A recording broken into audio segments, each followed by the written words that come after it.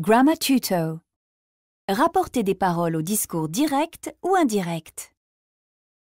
Tu peux rapporter des propos tels quels au discours direct ou en les reformulant légèrement pour plus de fluidité au discours indirect. Dans les deux cas, tu dois utiliser des verbes introducteurs de paroles comme say, tell, explain, answer, ask, wonder, hear from ou d'autres encore. Au discours direct, tu répètes les propos tels que tu les as entendus, à l'identique et entre guillemets.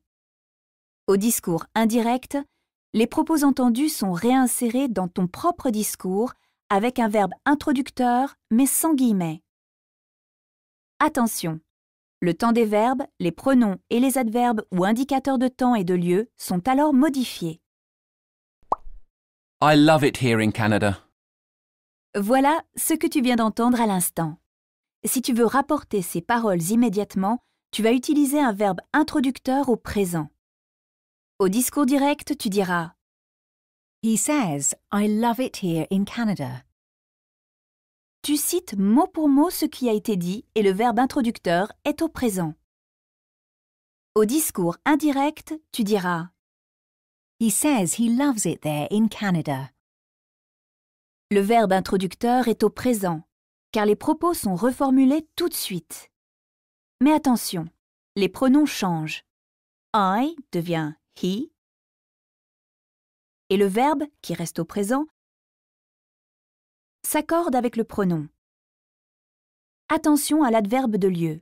Il peut changer pour marquer la distance qui te sépare physiquement de celui qui parle. Tu peux aussi rapporter plus tard des propos entendus à un moment. I'm climbing trees today. Voilà ce que le garde forestier t'a dit un jour. Mais tu ne rapportes ces propos que plus tard. Tu vas alors utiliser un verbe introducteur au passé. Au discours direct, tu diras He said, I'm climbing trees today. Tu cites mot pour mot ce qui a été dit. Le verbe introducteur est au passé, mais les propos restent au présent et à la première personne comme ils ont été prononcés par le garde. Au discours indirect, tu diras He explained he was climbing trees that day. Le verbe introducteur doit être au passé, ce qui entraîne de nombreux changements. I devient he, et le verbe, qui s'accorde avec le pronom, doit respecter la concordance des temps au passé.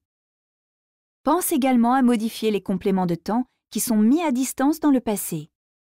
Il montait aux arbres ce jour-là et non plus aujourd'hui.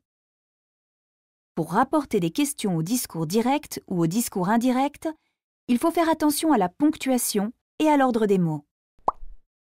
Can you help me? What can I do?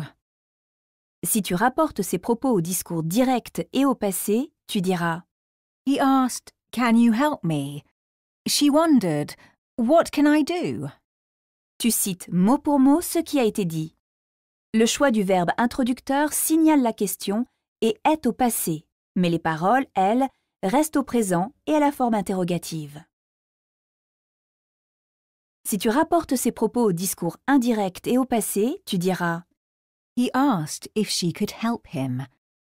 She wondered what she could do. Attention au changement de pronom, aux accords et à la concordance des temps.